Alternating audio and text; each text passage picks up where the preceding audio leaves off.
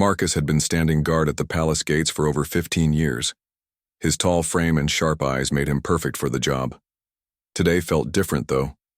The morning sun cast long shadows across the cobblestone courtyard, and something in the air made him uneasy. The palace was buzzing with activity as usual. Servants hurried back and forth carrying trays and messages. Nobles in fancy clothes walked through the gardens, discussing important matters. But Marcus kept his focus on the main entrance, watching everyone who came and went. Around 10 in the morning, he noticed a small girl sitting on the stone steps near the fountain. She couldn't have been more than 7 years old. Her brown hair was messy, and her simple dress was wrinkled.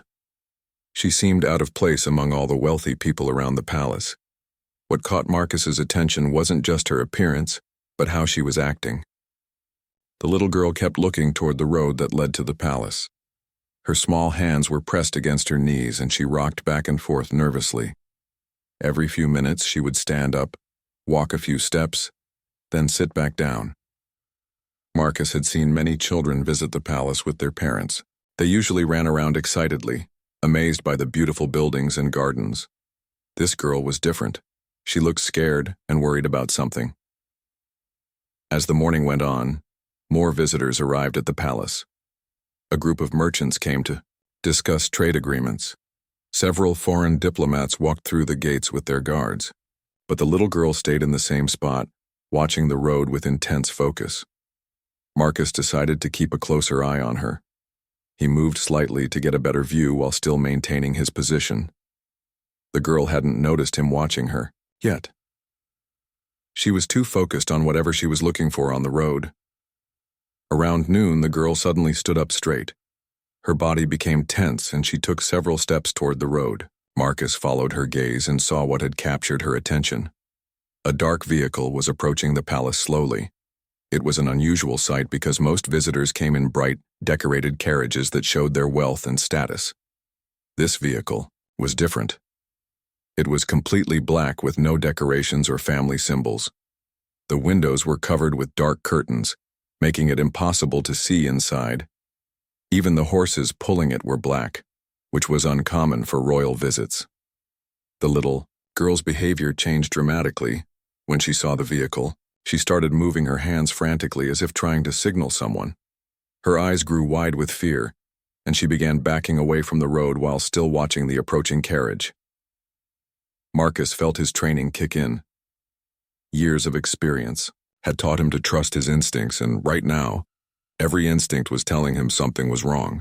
The combination of the suspicious vehicle and the girl's obvious fear created a situation that demanded his attention. He began moving toward the girl, trying to appear casual so he wouldn't alarm the other palace visitors. As he got closer, he could see that she was trembling. Her small face was pale, and tears were starting to form in her eyes. The dark vehicle continued its slow approach toward the palace gates. Marcus noticed that it was moving much slower than normal carriages. Most visitors were eager to reach the palace and would travel at a regular pace. This vehicle seemed to be taking its time, as if the people inside were studying the palace defenses. Other guards had also started to notice the unusual carriage. Marcus saw his colleague James shifting his position near the main gate. 2 guards on the palace walls had turned to watch the approaching vehicle.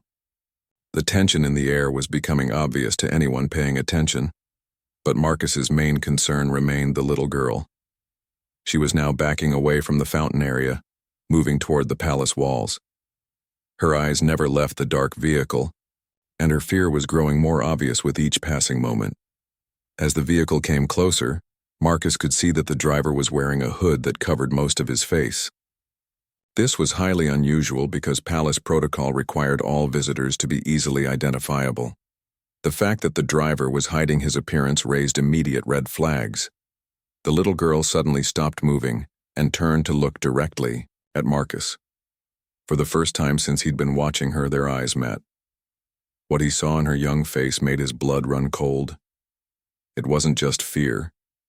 It was terror, mixed with desperate hope, as if she was looking for someone to help her. Marcus realized that this child wasn't just a random visitor to the palace. She knew something about the approaching vehicle, something that frightened her deeply. Her presence here wasn't a coincidence. She had come to the palace for a reason, and that reason was connected to the dark carriage now approaching the gates. The vehicle was now close enough that Marcus could hear the sound of its wheels on the cobblestones. The rhythmic clip-clop of the horse's hooves seemed unusually loud in the courtyard. Other visitors had started to notice the strange carriage and were pointing at it with curious expressions. Marcus made a decision. He began walking directly toward the little girl, no longer trying to hide his approach. Whatever was happening here, this child was the key to understanding it. Her fear and her presence at the palace were too much of a coincidence to ignore. As he moved closer, the girl seemed to recognize that he was coming to help her. She took a few hesitant steps toward him, though she continued to glance nervously at the approaching vehicle. The dark carriage was now only about 50 yards from the palace gates. Marcus could see that there were at least 2 people inside, though the curtained windows made it impossible to identify them. The driver had still not removed his hood, which was becoming more suspicious by the moment. Marcus knew he had only moments before the vehicle would reach the gates. Whatever this little girl had to tell him, he needed to hear it quickly. The safety of everyone in the palace might depend on what she knew about the people in that dark carriage. Marcus reached the little girl just as the dark vehicle came to a stop near the palace gates. Up close, he could see that she was even younger than he had first thought, probably no more than 6 years old. Her small body was shaking, and she kept looking between him and the carriage with frightened eyes. "What's wrong, little one?" Marcus asked gently, kneeling down to her level. He kept his voice calm and quiet, not wanting to scare her more than she already was. The girl opened her mouth to speak, but no words came out at first. She pointed toward the dark vehicle with a trembling finger. Marcus could see that she was struggling to find the courage to tell him whatever was troubling her. "It's okay," he said softly. "You're safe now. Tell me what you know about that carriage." The child took a deep breath and finally spoke in a whisper that was barely audible. "Bad men," she said, her voice shaking. "They took my mama and papa last night. They said they were coming here to hurt the king." Marcus felt his heart skip a beat. This was exactly what he had feared. The girl wasn't just afraid of strangers. She was a witness to something terrible, and she had come to warn the palace about a real threat. "Where did they take your parents?" Marcus asked, trying to keep his voice steady while his mind raced with the implications of what she had told him. "They locked them in the old barn outside the village," the girl replied, tears now flowing freely down her cheeks. "The bad men said Mama and Papa would die if anyone tried to stop them from getting into the palace." Marcus looked back at the dark carriage. The driver was still sitting motionless, and the curtained windows revealed nothing about who might be inside. But now he knew that whatever was in that vehicle was a direct threat to the royal family and everyone in the palace. "How many bad men were there?" he asked the girl, still speaking softly but urgently. "5, she answered quickly. 3 got in the carriage and 2 stayed to watch Mama and Papa. They had swords and mean faces." Marcus's training had prepared him for many situations, but this was particularly challenging. He had a direct threat approaching the palace gates, innocent people being held hostage, and a terrified child who was his only source of information about what was happening. The girl continued speaking, her words coming faster now that she had started. "They made me watch them plan everything. They drew pictures of the palace and talked about where all the guards stand. They know about the secret door near the kitchen." This information made Marcus's blood run cold. The secret entrance near the kitchen was known only to the palace guards and the royal family. If these criminals knew about it, they either had inside information or had been watching the palace for a very long time. "Did you hear them say anything about when they plan to attack?" Marcus asked, glancing again at the motionless carriage. "They said they would wait until the afternoon when the king goes to his private garden," the girl replied. "They know he always walks there alone after lunch." Marcus realized that the people in the carriage were probably conducting final surveillance before their planned attack. They were taking their time to observe the palace defenses and confirm their information about the king's daily routine. He needed to act quickly, but he also had to be careful. If he raised an alarm too obviously, the criminals might realize their plan had been discovered and either flee or accelerate their attack. Either option could put the hostages in more danger. "What's your name, brave girl?" Marcus asked, placing a gentle hand on her shoulder. "Emma," she replied, wiping her nose with her sleeve. "Emma, you did exactly the right thing by coming here to warn us," Marcus told her. "You're very brave, and you might have saved many lives today." The little girl seemed to stand a bit straighter when he praised her courage. Despite her fear, she had managed to escape from dangerous criminals and make her way to the palace to warn about the planned attack. Marcus looked around the courtyard and noticed that other guards were becoming more alert to the unusual situation. The dark carriage remaining stationary at the gates was drawing attention from both guards and visitors. He needed to get Emma to safety while also alerting his fellow guards about the threat. But he had to do it in a way that wouldn't tip off the criminals that their plan had been discovered. "Emma, I need you to walk very calmly toward that guard over there," Marcus said, pointing to James, who was stationed near the palace entrance. "Tell him quietly that Marcus sent you, and that you need to speak with the captain immediately. Can you do that for me?" Emma nodded bravely, though Marcus could see she was still scared about leaving his side. "Don't look back at the carriage," he instructed her. "Just walk normally, like you're a visitor to the palace. When you talk to the captain, tell him everything you told me, especially about your parents and the secret door." As Emma began walking toward James, Marcus stayed in his position but began making subtle hand signals to other guards around the courtyard. These were silent communication methods they had practiced for exactly this type of situation. The signal he used indicated potential threat, maintain positions, await orders. It was designed to alert other guards without causing obvious alarm that might be noticed by criminals or panic among palace visitors.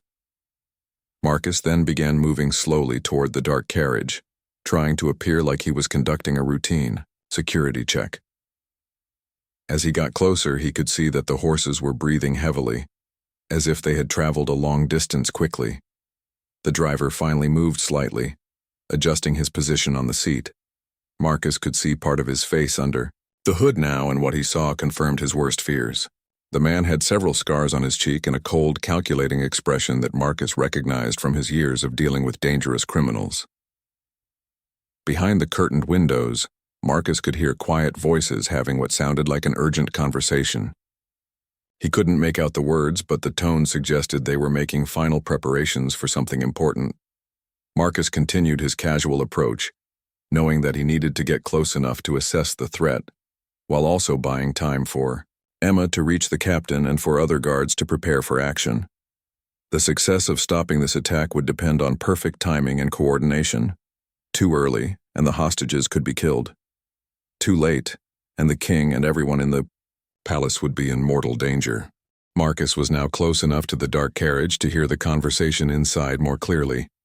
The voices were rough and urgent, discussing timing and positions.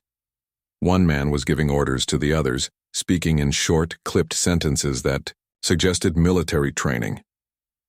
"Remember, we wait for the afternoon bell," the leader's voice said from inside the carriage. "Thomas and William are watching the hostages. If we're not back by sunset, they have orders to eliminate the witnesses." This confirmed Marcus's worst fears. Not only were Emma's parents in immediate danger, but the criminals had a backup plan that would result in their deaths if the palace attack failed. Marcus positioned himself where he could observe the carriage while appearing to conduct routine guard duties. He pretended to check the security of nearby gates and walls, all while listening for more information about their plans.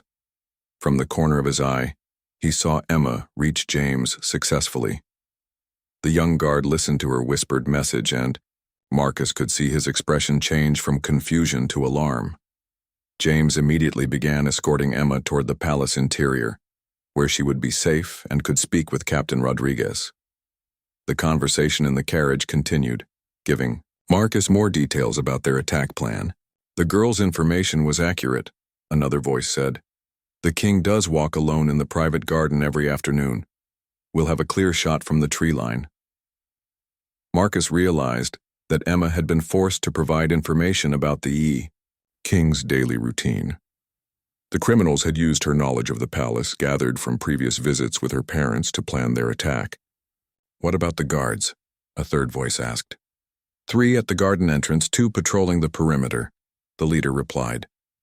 We can take them out silently before going after the main target. Marcus felt anger building inside him as he listened. To these men casually discuss murdering his fellow guards and the king. But he forced himself to remain calm and focused. Getting emotional now would only jeopardize the mission to save everyone. The driver of the carriage suddenly turned his head and looked directly at Marcus. For a moment, their eyes met, and Marcus saw suspicion growing in the man's scarred face. The criminal had noticed that Marcus was staying unusually close to their vehicle. Marcus immediately shifted his attention away from the carriage and began walking toward a different section of the courtyard. He needed to avoid raising suspicion while also staying close enough to monitor the situation. Behind him, he heard the carriage door open slightly. Someone was getting out, probably to assess whether Marcus posed a threat to their operation. This was a dangerous development that could lead to the criminals discovering that their plan had been compromised. Marcus continued walking naturally, but he prepared himself for possible confrontation. His hand moved closer to his sword, though he kept the movement subtle enough not to be obvious to casual observers. "Excuse me, guard," a rough voice called out behind him. Marcus turned around to see one of the criminals approaching him. The man was tall and muscular, with multiple weapons visible under his cloak. His eyes were cold and calculating as he studied Marcus's face and posture. "Yes, sir," Marcus replied politely, though every instinct was telling him to draw his weapon immediately. "We're visitors to the palace," the criminal said, his voice friendly, but his eyes remaining hostile. "We were wondering about the best time to request an audience with the king." This was clearly a test to see how much Marcus knew about royal procedures and schedules. The criminal was trying to determine if Marcus suspected anything about their true intentions. "Palace audiences are typically scheduled through the royal secretary," Marcus answered professionally. "You would need to submit a formal request and wait for approval." The criminal smiled, but it didn't reach his eyes. "And when does the king usually receive visitors?" Marcus knew he had to be very careful with his answer. If he revealed too much knowledge about the king's schedule, it might confirm that Emma had successfully warned the palace. But if he seemed ignorant, the criminal might become suspicious about why a senior guard wouldn't know basic information. "His Majesty's schedule varies depending on state business," Marcus replied diplomatically. "The royal secretary would have the most current information about availability." The criminal studied Marcus for several more seconds, clearly trying to decide whether he posed a threat. Marcus maintained a professional but relaxed expression, giving no indication that he knew about their planned attack. "Thank you for the information," the criminal finally said, though his tone suggested he wasn't entirely satisfied with Marcus's responses. As the man turned to walk back to the carriage, Marcus saw Captain Rodriguez approaching from the palace interior. The captain was walking at a normal pace, but Marcus could see the alertness in his posture that indicated he had received Emma's warning and was assessing the situation. Captain Rodriguez was a veteran of many battles and had been protecting the royal family for over 20 years. If anyone could handle this dangerous situation, it was him, but Marcus knew that even the captain would need to be very careful about how he proceeded. The criminal who had questioned Marcus climbed back into the dark carriage. Through the partially open door, Marcus could hear urgent whispers as the man reported on his conversation with the guard. "He seemed normal," the man was saying, "but something felt off about how he answered my questions." This was exactly what Marcus had feared. The criminals were becoming suspicious, which meant they might change their plans or accelerate their attack timeline. Captain Rodriguez had now positioned himself where he could observe the carriage, while appearing to conduct routine inspections of the palace grounds. Marcus caught his eye briefly, and used subtle hand signals to communicate that the threat was immediate and involved multiple armed individuals. The captain acknowledged the signal with an almost imperceptible nod, then began making his own hand signals to guards positioned around the courtyard. The palace security team was now fully alert and preparing for action, though they were doing so in a way that wouldn't be obvious to the criminals. Marcus knew that the next few minutes would be critical. The criminals were becoming suspicious, which meant they might either abandon their plan and flee, or decide to attack immediately rather than wait for the afternoon as originally planned. Either option presented serious challenges. If they fled, Emma's parents would likely be killed by the accomplices guarding them. If they attacked now, the palace guards would have less time to coordinate their response and protect the king. The success of resolving this situation safely would depend on perfect timing, careful coordination, and a bit of luck. The tension in the courtyard was becoming almost unbearable as Marcus watched the dark carriage. Inside, the criminals continued their hushed discussion, occasionally glancing out through the curtained windows at the guards positioned around the palace grounds. Captain Rodriguez had quietly moved closer to Marcus's position. When he was within earshot, he spoke in a low voice that only Marcus could hear. "The child told me everything. I've sent word to secure the king immediately and dispatched a rescue team for the hostages." Marcus felt some relief knowing that help was on the way for Emma's parents, but he also knew the situation was far from over. The criminals in the carriage were armed and dangerous, and they were clearly becoming more suspicious with each passing minute. "How many men do we have in position?" Marcus asked quietly, keeping his eyes on the carriage. 12, around the courtyard. 6 more moving into position near the gardens," Captain Rodriguez replied. "But we need to be careful. If they realize we're onto them, they might attack immediately, or send word to their accomplices to kill the hostages." The carriage door opened again, and this time 2 men stepped out. They were both heavily armed and moved with the confidence of experienced fighters. Marcus could see that they were scanning the courtyard, looking for signs that their presence had been detected. One of the criminals walked toward the palace entrance while the other moved toward the gardens. They were clearly conducting final reconnaissance before their planned attack, checking guard positions and looking for any changes in palace security that might affect their operation. Captain Rodriguez made a subtle hand signal to the guards near the palace entrance. The message was clear: observe but do not engage unless absolutely necessary. They needed to maintain the illusion that nothing was wrong while gathering as much information as possible about the criminals' capabilities and intentions. Marcus watched as the criminal near the palace entrance began talking to one of the regular guards, asking innocent-sounding questions about visiting procedures. But Marcus could see that the man was actually studying the guard positions and looking for weak points in the palace defenses. Meanwhile, the second criminal had reached the edge of the garden area. He appeared to be counting guards and timing their patrol routes.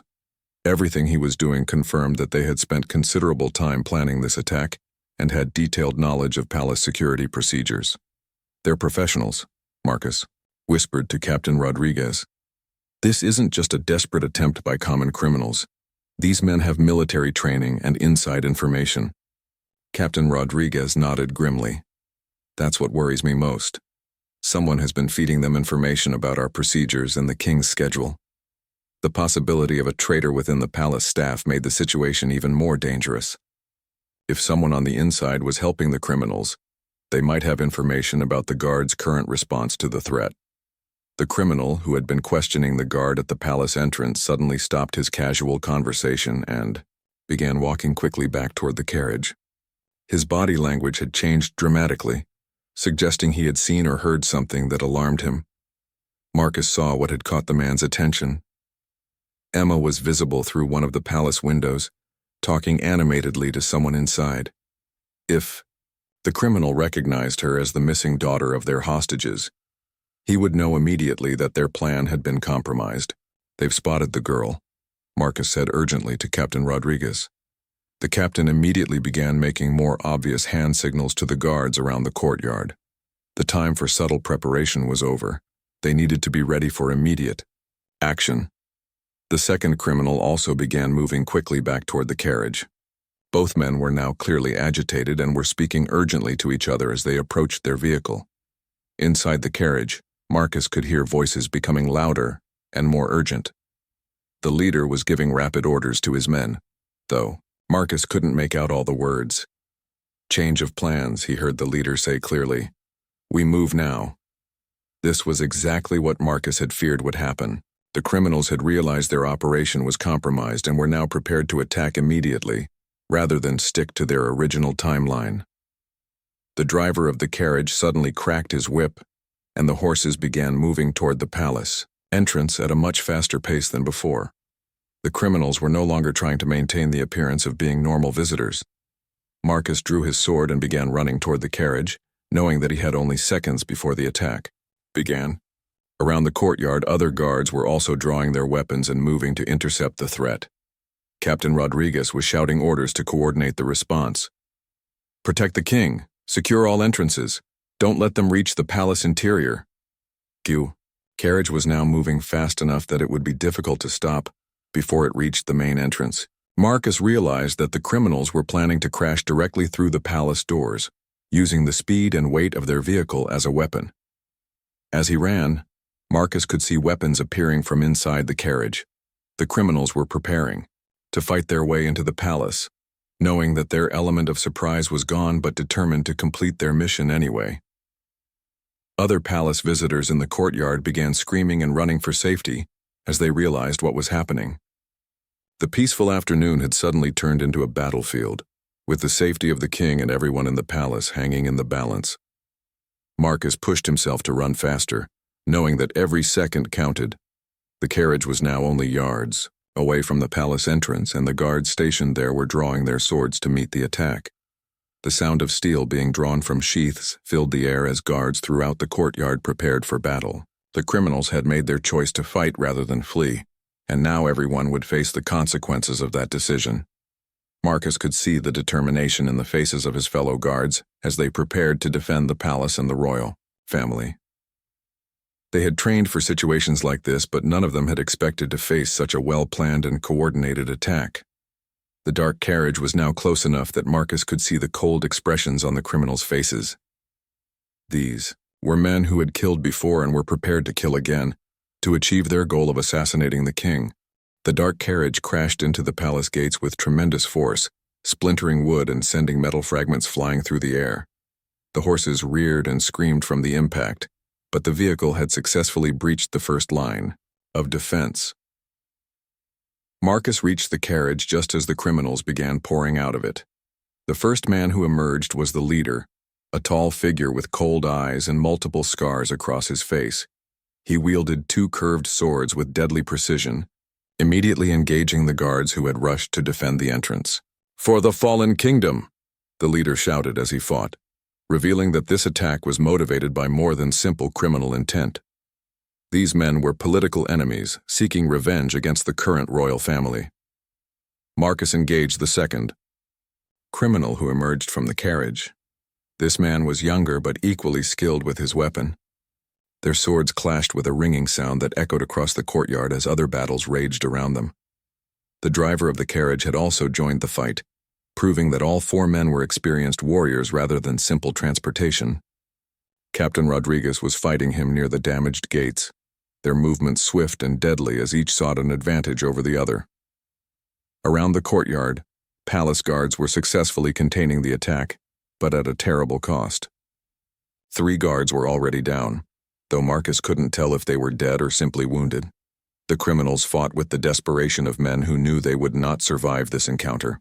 As Marcus parried a particularly vicious attack from his opponent, he heard Emma's voice calling out from somewhere inside the palace. "The secret door."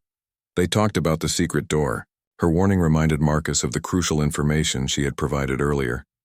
Even if they defeated these 4 criminals, there might be additional threats they hadn't accounted for. "Captain!" Marcus shouted while still fighting. "The kitchen. Entrance. They know about the secret passage." Captain Rodriguez nodded while blocking a sword thrust. "Already secured," he shouted back. 4 guards posted there. The leader of the criminals was proving to be an exceptional fighter. He had already wounded 2 guards and was steadily advancing toward the palace interior. His dual-wielding style was unlike anything Marcus had encountered before, suggesting extensive training in foreign fighting techniques. Marcus's own opponent was beginning to tire, though he remained dangerous. The younger criminal had speed and agility, but lacked the endurance needed for a prolonged battle. Marcus pressed his advantage, forcing the man to defend rather than attack. Suddenly, horn calls began sounding from beyond the palace walls. These weren't the alarm horns used by the palace guards, but rather the signal horns used by the royal army. Reinforcements were arriving, though Marcus didn't know if they would arrive in time to prevent the criminals from reaching the king. The leader of the criminals heard the horns as well and realized that his window of opportunity was closing rapidly. He began fighting even more aggressively, taking dangerous risks in his attempt to break through the guard defense.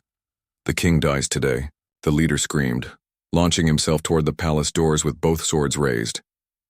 Captain Rodriguez intercepted him just before he could reach the entrance. The two men were evenly matched, their weapons moving so fast that they became blurs of steel in the afternoon light. This was clearly the decisive battle that would determine the success or failure of the entire attack. Marcus finally gained the upper hand against his opponent, landing a solid hit that sent the younger criminal to his knees. Instead of delivering a killing blow, Marcus kicked the man's weapon away and pointed his sword at his throat. "Surrender!" Marcus commanded. "Your attack has failed." The wounded criminal looked toward his leader, who was still engaged in fierce combat with Captain Rodriguez. Blood was flowing from wounds on both men, but neither showed any sign of giving. "Up! We die before we surrender!" the young criminal gasped, then suddenly lunged forward onto Marcus's sword rather than submit to capture. Marcus was shocked by the man's fanatical dedication to their cause. These weren't ordinary criminals or even typical political rebels. They were true believers willing to die for their mission. The driver of the carriage had also been defeated by the other guards, but like his companion, he had chosen death over capture. Only the leader remained fighting, though he was now outnumbered by surviving guards who were closing in to assist Captain Rodriguez. "It's over," Captain Rodriguez shouted at the leader. "Your men are dead and the army is at our gates. Surrender now and you might live to see tomorrow."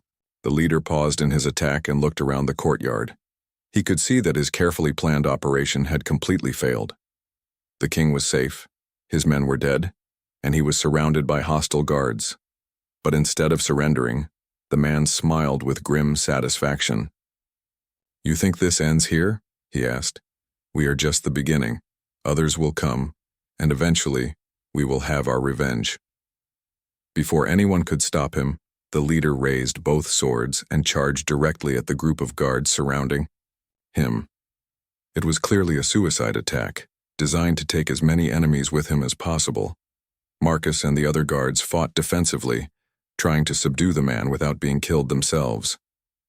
But the leader's final assault was so fierce and desperate that it took the combined efforts of 6 guards to finally bring him down. When the battle was finally over, the courtyard fell eerily silent, except for the groans of wounded men and the sound of approaching army reinforcements.